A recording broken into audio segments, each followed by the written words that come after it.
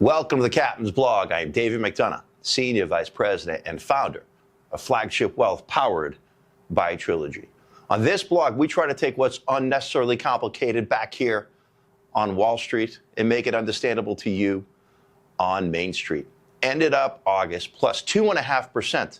And just remember, 6 short weeks ago, we had one of the worst starts in history, one of the worst days in over 2 years. Again, what does that show you? Market timing is fool's gold. But we also cautioned you at the end of last week that the players would be back in town today. And with a market price to perfection, profit taking was certainly to be expected. Or was it? Here's your week in review.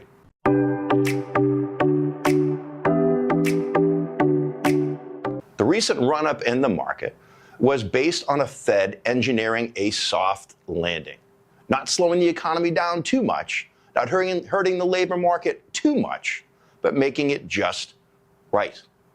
Well, Tuesday, all the gains went away. Matter of fact, one of the worst days in tech world in over 20 years. Why? Labor market, manufacturing under expectations, hiring under expectations. Bad news, folks, is now bad news. We need the labor market to stabilize, as the Fed, in our prediction over the next 2 weeks, will be cutting interest rates. But again, that is in the market. The most important data point of this week is the jobs numbers. And in just a minute, we're going to find out whether or not that was too hot, too cold, or just right. While reporting live from Flagship headquarters, jobs numbers below expectations. 160,000 were expected to be created. Only 140,000 were. So again, bad news right now is bad news. There's going to be talk out there that the Fed is too late in putting us into a recession. Do not react on these numbers. Stay positive. Stay long-term where it comes to your investing philosophy. But again, as of this morning, the market has given back all the gains it gained in August. Now here's what to look for next week. There'll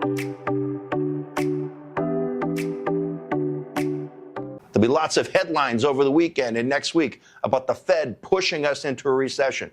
I think it's an overreaction. And lastly, next week, we'll have an earnings report, a company that you're probably listening to right now or typing on right now. I'm not that person. I'm a Galaxy person. Major headlines, takeaway from the labor market, takeaway from the Fed. I can't wait until we start investing back on fundamentals and not on headlines. Now here's your personal finance tip of the week. Do not, I repeat, do not market time. Again, the worst day on August 5th in 2 years with the best day just 3 days later. And there's a short-term memory out there, folks. You all forget about just 12 short months ago, the market did exactly this. Gave up 10% from August until October, and then went on a record run. My crystal ball is a little bit better than yours, but that's nothing to be guaranteed. But what it does show you is that market timing in a taxable account will create a taxable event, and it'll ring a bell at the bottom or the top. Stay diversified, stay proactive with your portfolios before the market does it for you. So thanks again for checking in. We'll see you next week on the Captain's Blog.